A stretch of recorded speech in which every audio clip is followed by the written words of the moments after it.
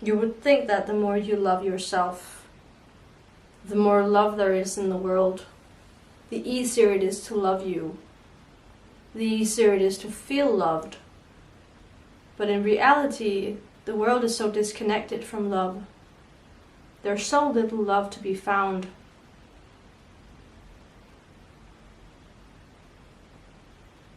That the more you start to love yourself, the more you start to become love, the more you start to know yourself, the more you start to be yourself, the harder it is for you to fit into any box that many people thrive living in. It's easy to fit into a box because it's easy to be like everyone else. It's easy to use or be used, abuse or be abused. It's easy to be who the world expects you to be. It's much more difficult to be authentic, to be your own person, to be true, to love yourself as you are. That is an extremely rare thing to be able to do. You think that it's something that's normal. You would think that this is the normal state of being, to love yourself, to be yourself. But once you actually do start to love yourself and be yourself, you realize it is so rare. It is not normal. And so the people that really truly are themselves, the people who are authentic, the people who really love who they are, who are able to embrace who they are with everything that they are, those are the people who are the most lonely, the most isolated, the most misunderstood, the people that are the hardest to relate to. It's hard to relate to someone who is completely themselves, completely unique. It's easy to relate to someone who's just a copy-paste of everyone else you know.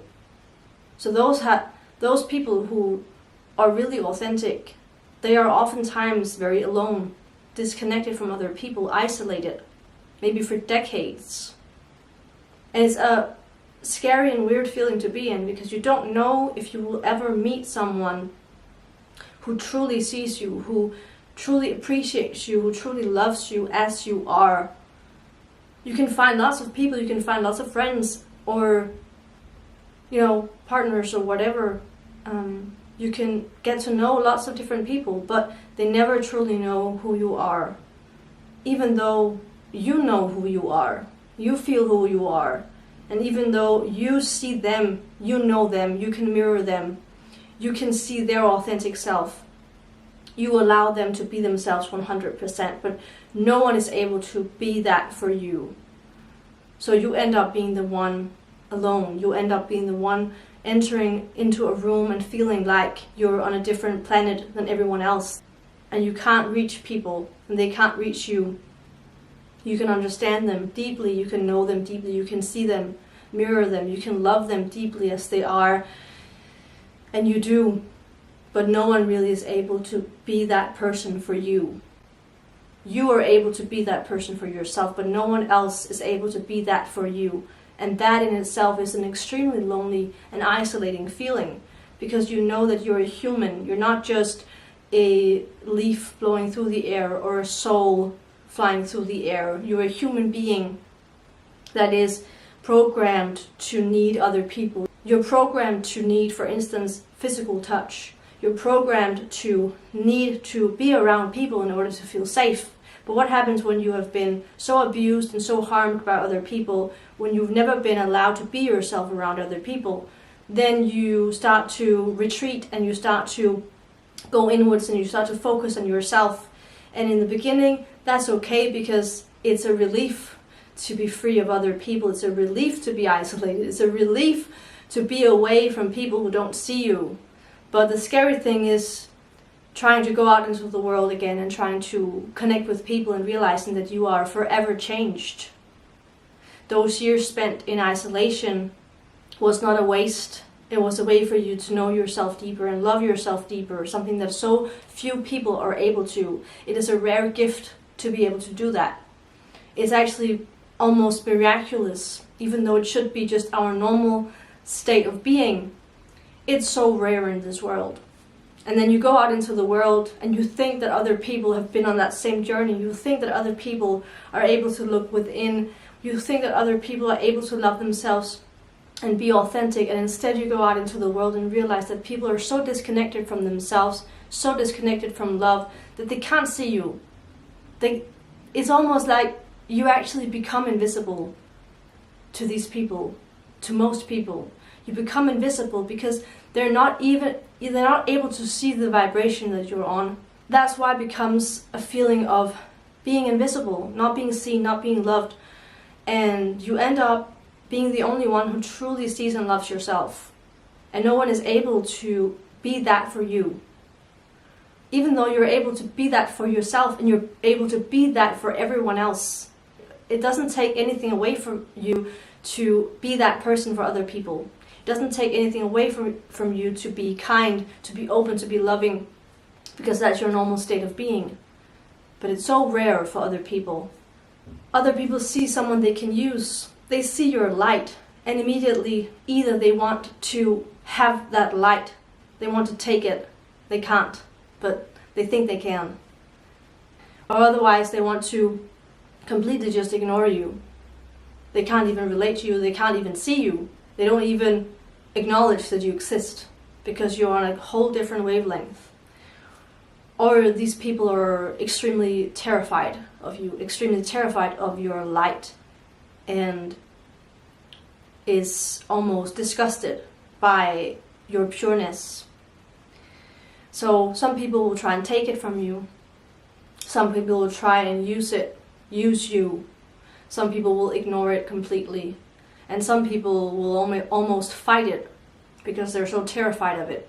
They see it as a threat, that you are loving, that you are authentic, that you're yourself. That is the threat.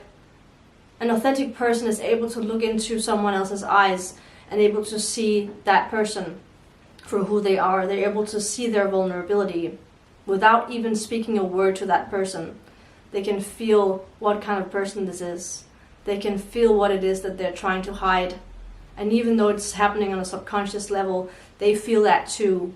They're threatened by that. They're threatened at how much you can see, how much you can love. Because they're in a state of lovelessness. They're not interested in being loved. They're not interested in loving themselves, and they're not interested in loving you. They have almost accepted this state of lovelessness. This state that you have bravely looked into again and again and again. This state that you have allowed yourself to feel. This feeling of complete and utter loneliness, isolation, lack of love, this complete deficiency, this complete barren land, this complete desert that you have lived in, that you have accepted fully. And in that desert, you found yourself, you found your own light, you found your own sense of self-love, you found your own peace. People can't comprehend how you can find something or someone in a place that is so deserted, but you did that. They can't understand how you even got to that place, and they can't understand who you are now, what you have risen from, who you have become, and they're not able to meet you there. It is almost like entering into a completely different world, and you open up the door and you realize that it's empty.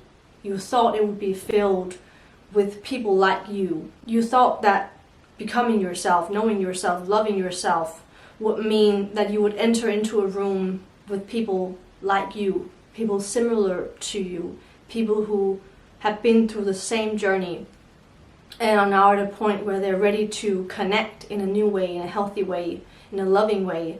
And instead you walk into a room that is empty. And when you try to look into other rooms, you realize that these people are on a different wavelength, a different journey, and they don't want what you want. They don't have what you have. And so you are in completely different worlds. And it is no use to try and look for these people to connect with. It's no use to go into these rooms where people who are not like you reside. It's no use to try and be kind to people who don't want kindness. It is no use to try and connect with people who don't want to connect. And so you're left again alone and needing to rebuild your entire existence in a way, your entire identity. You are left to build this garden, to build this land that is fruitful, to build this land that is abundant, that represents everything that you are and everything that you deserve, even though you look around you and you see that there are no one willing to step into this land that you have fought with your whole existence to create. You have not only fought to create this place of abundance and love and authenticity, but you've also fought to let go of the land that you came from, the land that so many people thrive in, where you are using yourself, letting other people use you, or using other people. It is not about being authentic. It is not about being yourself. It is not about loving yourself or other people. It is about how you can be like everyone else and do what is expected of you and put on a mask. And most people, they live in that mask. They have not realized that they're even wearing a mask. They think that that is their self. You know that it's not yourself. You have let go of that mask. You have let go of that land. So many people thrive being behind this mask, living through this mask that they don't even know is a mask, living behind a veil that they don't even know is a veil. You have ripped that apart. You have dropped the mask. And it's lonely to be there. It is extremely isolating to be there. Even though you can be filled with love and filled with self-love, authenticity, and abundance in yourself. And you can create this world where you are truly yourself and you truly accept yourself, you truly accept others. The problem is that most people don't want to be there. Because in order to accept yourself, in order to allow others to accept you, you need to know yourself. You need to be able to be yourself, meet yourself, look at yourself. And so many people, they don't want that. They want a mask. They want a veil. They want to be like everyone else. They're more occupied with being part of the herd, belonging, and not being themselves. Just being a copy-paste of everyone else. Being someone that is easy to digest because you've seen that person 100 times before. It's easy to relate that way.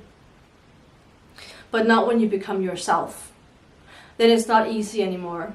Then you realize that you have to be yourself in order to be in this world. You have to be true to yourself. You have to love yourself, even if you're doing that in a place where you are completely alone with that love.